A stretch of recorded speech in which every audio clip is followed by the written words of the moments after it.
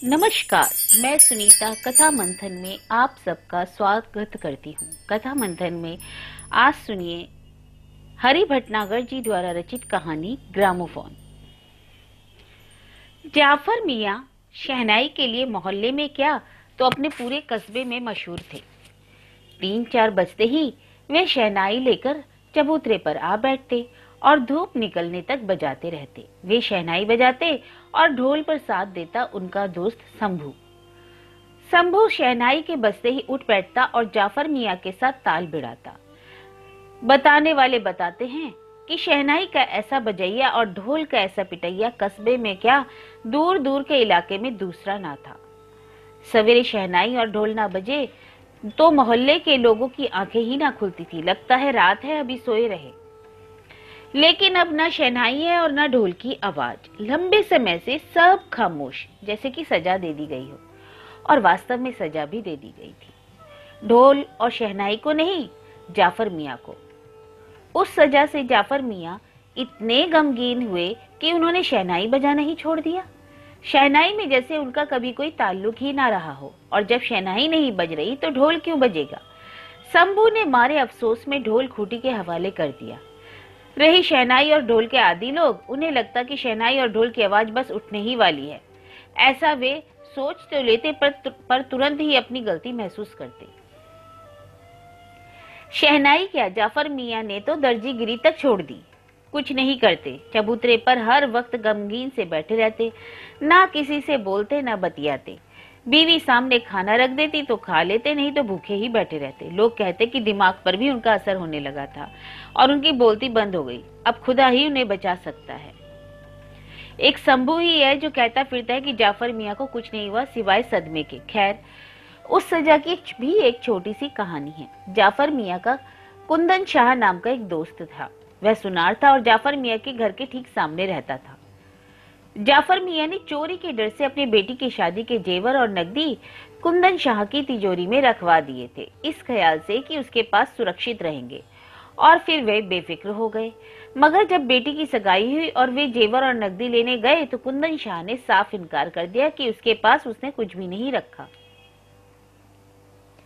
जाफर मियाँ चीखे चिल्लाए, लड़े झगड़े, इंसाफ के लिए लोगों को बटोरा, लेकिन कोई असर नहीं। कुंदन शाह टस से मस ना हुआ। जाफर मियाँ की बीवी की जलती गाली से भी नहीं। आखिर में जाफर मियाँ ने अपना माथा चौखट से फोड़ लिया और दाढ़ी नोच डाली, जिसका मतलब सब्र से था। और इस बद्दुआ से कि गरीब गुरबा का जेवर पैसा मारा है, हजम नहीं होगा, खाक में मिल जाएगा। क्या खाक में मिल जाएगा? मगर कुंदन शाह खाक में मिलने की बजाय दिन पर दिन तरक्की करते गए। कच्चा कबेलू वाला मकान तुड़वाकर उसने पक्का मकान बनवाना शुरू कर दिया। दरवाजे पर लोहे का फाटक लगवा दिया और रोशनी के लिए एक लट्टू लटका दिया। जाफर मियाँ के लिए यह सब तकलीफ देह था, पर गाली देने, बाल दाढ़ी नोचने के सिवा कुछ करने में वह असमर्थ थे। उस दिन दोपहर को जाफर मियाँ जबरदस्त तकलीफ में थे। इसकी वजह कुंदन शाह न होकर वह इक्का था जिस पर लाउड स्पीकर में तीखी आवाज में फिल्मी गाना बज रहा था। और यह आवाज इतनी तीखी और कान फोड़ू थी कि जाफर मियाँ बेचैन हो उठे। उन्होंने इक्के वाले को भद्दी गालियां देनी शुरू कर दी, जो गाने की धुन पर मटकता हुआ गंदे इशारे भी करता जा रहा था। कान में उंगलियां रखकर तीखी आवाज से बचा जा सकता था, मगर गुस्से की आग, यह सूझ दुम दबाए कहाँ दुबकी थी। तकरीबन 1001 गालियां दे चुके जाफर मियाँ फिर चुप हो गए, जैसे थक गए हों। लेकिन तीखी आवाज के साथ एक कान के रास्ते से होती हुई उनके जहन में जा पहुंची, जिससे कि वे अदृश्य से कहीं देखते हुए खोए रहे। फिर मुस्कुरा उठे और एकाएक फुर्ती से उठे और अंदर आकर बीवी से पूछा, ग्रामोफोन कहाँ है? बीवी ने कबाड़ की तरफ इशारा तो कर दिया, मगर यह नहीं पूछ पाई कि ग्रामोफोन का करोगे क्या। वह घबरा गई। अभी तक तो ठीक थे, चुप रहते थे, अब ग्रामोफोन क्यों मांग रहे हैं? इसका मतलब है जरूर कहीं कुछ गड़बड़ है, नहीं तो इतने पुराने कूड़े कबाड़ की क्या जरूरत। वह जाफर मियाँ की डरी निगाहों को देखकर और भी डर गई। और जाफर मियाँ थे कि कूड़े कबाड़ को उठा उठा कर फेंकते जा रहे थे।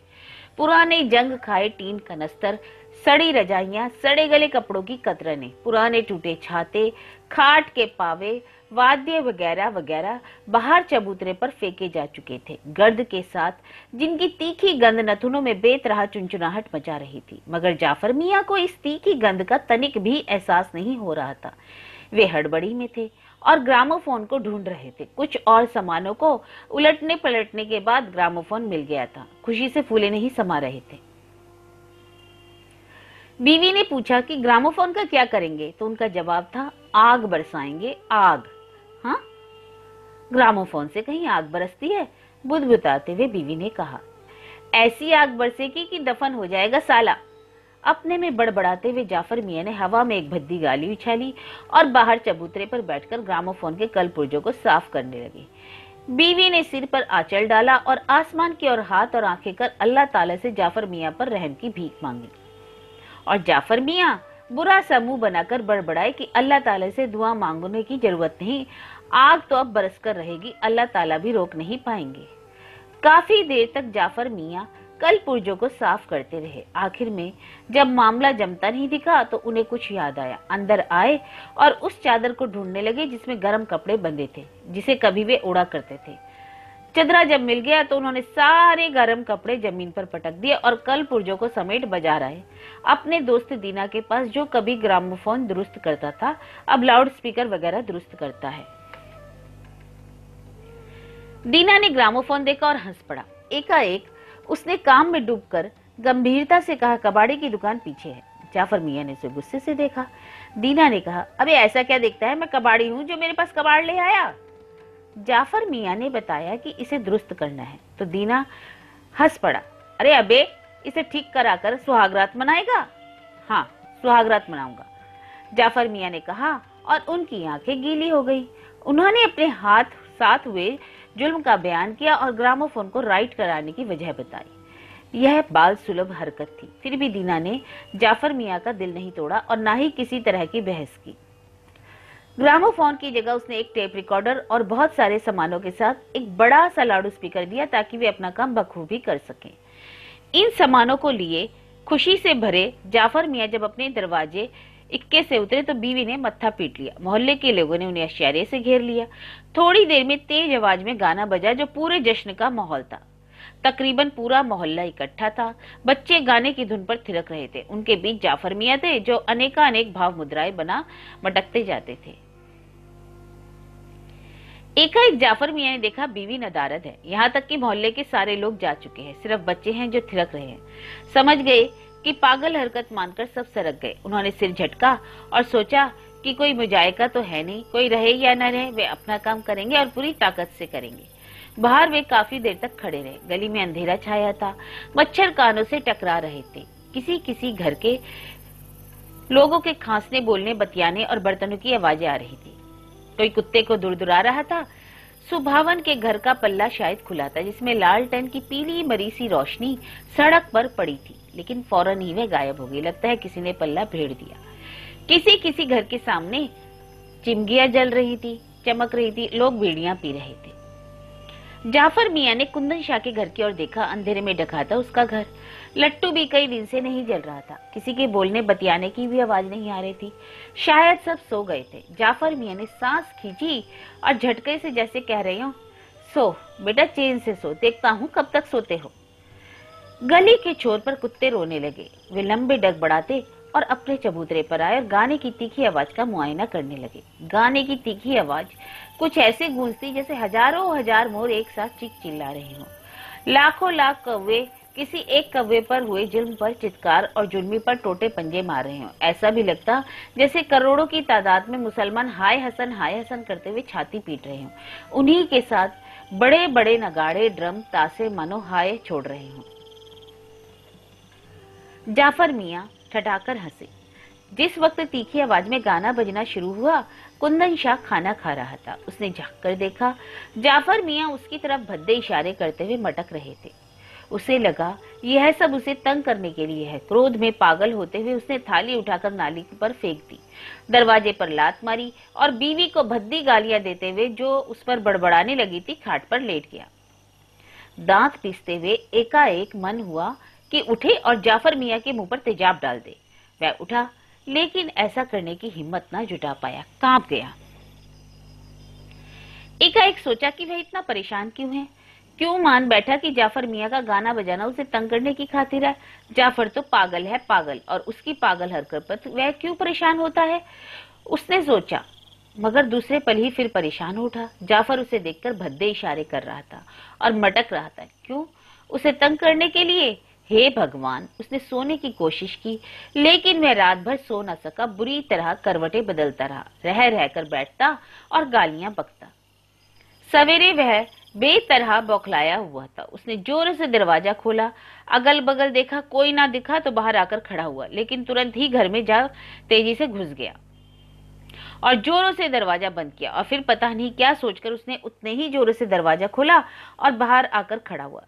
बेचैनी उसकी और बढ़ गई, दिमाग की नसों में तनाव आ गया, भिजी मुट्ठियां कांप रही थी। वह लड़ने के पूरे मूड में दिख रहा था। एकाएक वह किसी पागल की तरह बड़बड़ाता हुआ फाटक का खटका सरका, नल की ओर फुर्ती से बढ़ा, जहां पानी भरने वाले लोगों की भीड़ जमा थी। उनके पास पहुंचकर वह हाथ लहरा लहरा कर लोगों से कुछ कहने लगा। सुनाई तो पड़ नहीं रहा था, सिर और छाती पीटने से लग रहा था कि वह अपने ऊपर होने वाले जुर्म की शिकायत कर रहा है। देखकर जाफर मियाँ तो बेहद खुश थे। उस दिन उनका निशाना सही जगह पर लगा। 2-4 रोज कुंदन शाह नहीं दिखा। जाफर मियाँ की बेचैनी बढ़ी। उन्होंने लोगों से पूछा तो पता चला कि पास के शहर में पायलें खरीदने गया है। जाफर मियाँ को यकीन नहीं हो रहा था, क्योंकि उन्होंने उसे निकलते देखा नहीं। वह तो हर वक्त उस पर निगाह रखे थे। कब निकल गया? फिर सोचने लगे, हो सकता है मुंह अंधेरे निकल गया हो। खैर, कुंदन शाह घर में हो ना हो, लेकिन जाफर मियाँ ने तीखी आवाज में मंदी नहीं आने दी।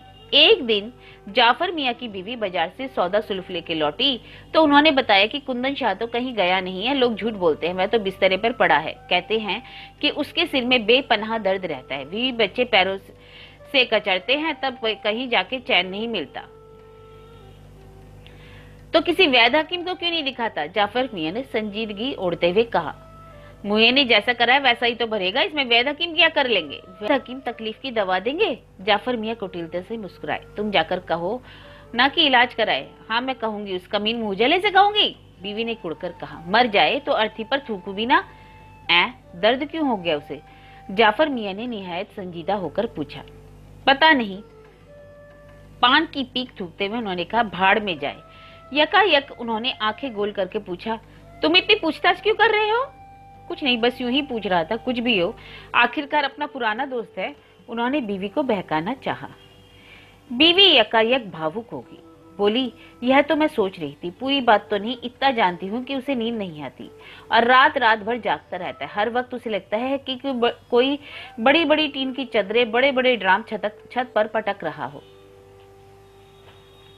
जाफर मियाँ मुस्कुराहट छिपाए हुए थे, उठे और बाहर आकर खड़े हो गए, जहां तीखी आवाज के सिवा कुछ ना था।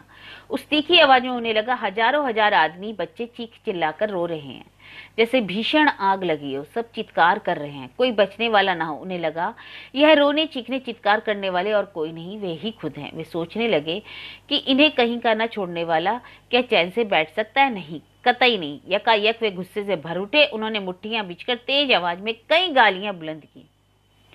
इस बीच एक रिक्शा कुंदन शाह के दरवाजे पर आकर रुका।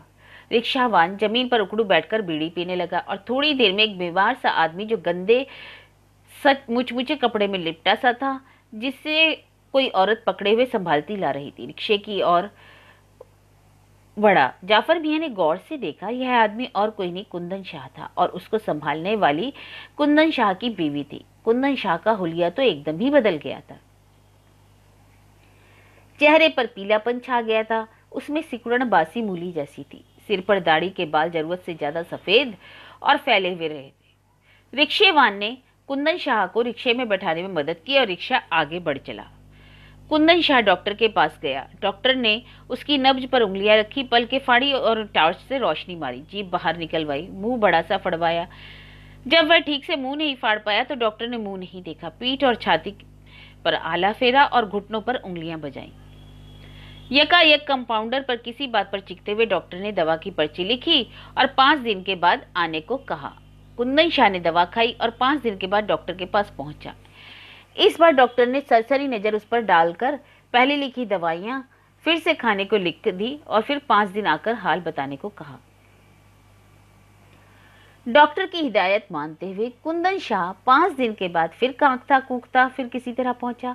इस बार उसकी हालत पहले से ज्यादा पस्त थी, पहले से ज्यादा टूटा हुआ। डॉक्टर ने उसे ऊपर से नीचे तक देखा, माथा सिकोड़कर सामने खड़ा हो गया, जैसे मर्ज को फिर से जांचने का विचार कर रहा हो, और बाएं हाथ की उंगलियां होठों पर दौड़ाने लगा। यकायक उसने उसकी जांच शुरू कर दी। पलकें फाड़कर देखी, जीभ बाहर निकलवाई, नाखून देखे, सीने और पीठ पर आला फेरा और गहरी सांस छोड़कर कुर्सी पर पसर गया। माथे पर उसके बल था, आंखें सिकुड़ी थी और होठ बिछे। लगता था जैसे अभी अभी चिल्ला पड़ेगा, लेकिन वह चिल्लाया नहीं, बस इतना बोला कि तुम्हें कोई बीमारी नहीं है। कोई बीमारी नहीं है?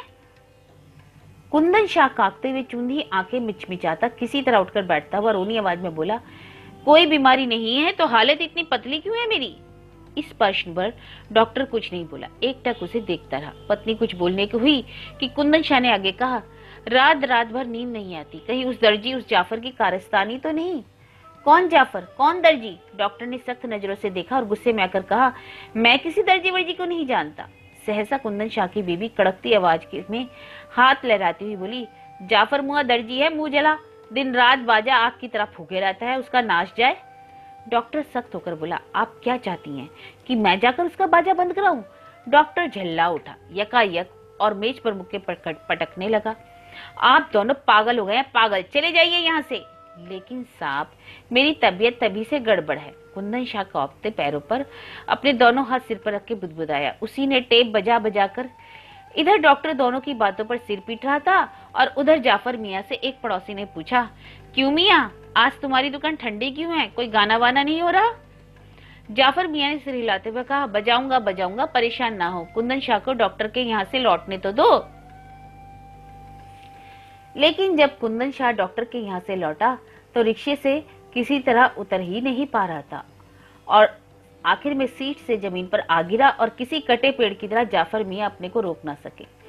टेप रिकॉर्डर को परे करते हुए तेजी से दौड़े। कुंदन शाह के माथे पर उन्होंने हाथ फेरा, वह बेहोश हो गया था। दौड़कर जाफर मियाँ लोटे में पानी लाए और उसके मुंह पर पानी के छींटे मारे। कुंदन शाह ने जब अपनी आंखें खोली और फड़फड़ाते होठों से जाफर भाई बुदबुदाया, जैसे अंतिम सांसें ले रहा हो। जाफर मियाँ की भी आंखों से झरझर आंसू बह निकले। थोड़ी देर बाद जाफर मियाँ चबूतरे पर बैठे शहनाई बजा रहे थे और शहनाई की आवाज में शंभू बैठा न रहा। घर से वह ढोल बजाता हुआ निकला। जाफर मियाँ की बीवी ने यह सब देखा तो सिर पर आंचल डालकर अल्लाह ताला से दुआ मांगी। तो यह कहानी थी हरि भटनागर द्वारा रचित ग्रामोफोन।